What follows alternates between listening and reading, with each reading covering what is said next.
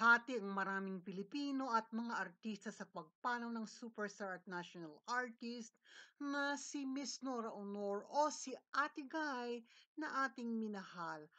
Halos lahat ng mga Pilipino, mga Panoranians o hindi man ay nagpapasalamat sa kanyang achievement bilang isang tunay na alagad ng sining at sa kanyang mga narating. At eto nga, ang napakaraming artista ay talaga namang bumuhos ang kanilang pakikidalamhati at pagpapahatid ng kanilang mga condolences at panalangin at of course ang kanyang family ay nagbigay ng mga madamdaming mensahe tulad ng kanyang mga anak na sina Lotlot, Mate at Ian at ang mga personalidad gaya ni Ogie Diaz, Lovey Poe, of course, ang kanyang kumare na si Ate V o ang star for all seasons, no other than Miss Vilma Santos.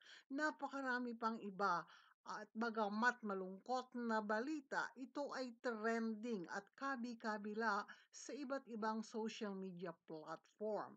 Si Miss Charo Santos Concio ay nagpahayag din ng kanyang mensahe at ang malalaking TV stations of course, nariyan din si Miss Hilda Coronel na maaga silang nag-post ng kanilang mga saloobin at mga papuri sa nag-iisang superstar of course, ang GMA7 o ang GMA Network ay binigyan ng napakaraming ika nga natin ay press release at papuri sa kanya at achievement, ganun din ang ABS-CBN.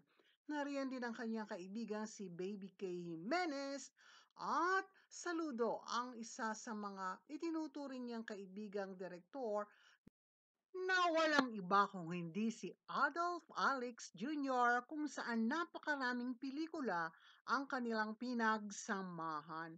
Malungkot man ang balita ay tunay na nag-trending ito sapagkat batid natin kung gaano kalaki ang pangalang nilikha at itinatak ang marka ng husay at galing ng isang superstar. Ito nga pati ang Carlota Films na ang Bona ay kanilang ni-remake at pinalabas ay nagpahatid rin ng kanilang simpatiya, ika nga, at pag-condolence sa pamilya at ang kanilang magagandang mensahe.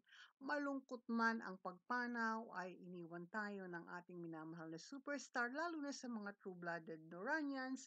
Talaga pong ganon una-una lamang at nawa ang panalangin natin Ate Guy, rest in peace in the hands of our good Lord. Mahal ka po namin at mananatili ka sa aming mga puso.